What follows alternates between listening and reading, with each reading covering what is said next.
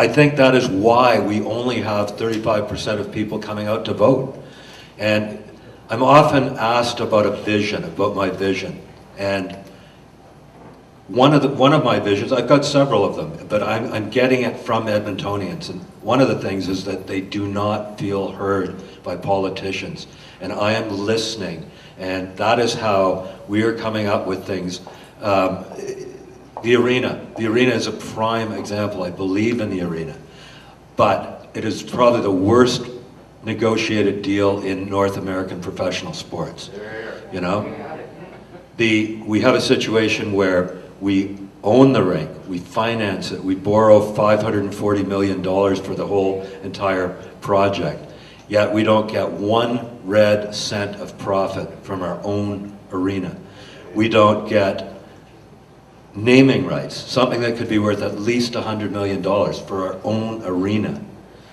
And the salt in the wound is we have to pay Daryl Cates $2 million a year to advertise in our own arena. I hear you.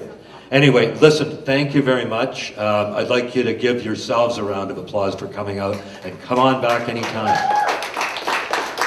We are here today because Kerry has opened his campaign office, and today it is almost a pre-opening.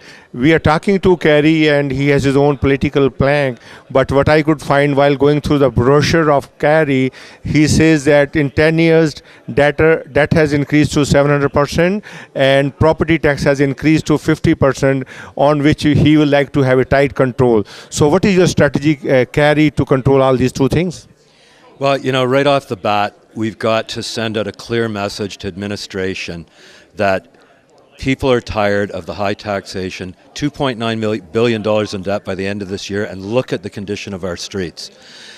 You know, it's one thing to spend money, but what are we getting for it? We got a very bad arena deal. I'm in favor of an arena, but that is one of the worst deals in the history of professional sports, where we're basically giving a free arena to a billionaire. And that's just not right. That's a waste of money that way. We have to, first of all, stop spending on dumb things like that. And we have to make it very clear to administration that, you know, mom and pop businesses all over the city can't afford, they don't just go and say, we're putting up our prices 5% every year. There wouldn't be anything left. They've got to tighten their belts, and we've got to bring it very strong to them to say, look, you've got to operate more like a mom and pop business, like a small business, and just stop trying to take money out of taxpayers' pockets. You've got to tighten your belts and prove why you need this money, every cent of it. So do you feel that if you are a mayor, then arena deal would be affected, or would it continue like that? Well, you know, I've been outvoted on that, unfortunately. I fought hard because I heard the citizens of Edmonton saying, Kerry, we don't want that deal. That's a bad deal. And I voted against it. I believe that at the very, very least, what I absolutely pledge to do is make sure that Daryl Cates honors every paragraph of that deal. No more money from taxpayers, period. You know, some people have said you could perhaps overthrow the deal. Anything could be done on council, that's true. There could be a motion for that, there could be. But don't forget, we've signed that deal already. So that could cost, in itself, may end up costing hundreds of millions of dollars. So at the very very least, we have to make sure that not a cent more tax money goes into that. And if there are overruns, we don't pay it, Daryl Cates pays it. There are a bunch of months when people will be going to the polls for mayor and councillor elections. So how would you run your campaign in coming months with your volunteers? Well, you know, we're going to be very active. We have volunteers from all over the city. We're going to be door knocking in targeted neighborhoods. I'll be out with them. I'll be attending as many events as possible. Obviously, there'll be some debates in there. I believe in going to where the people are and listening. It's early in the campaign. Some people say you should have, 20 platform policy things.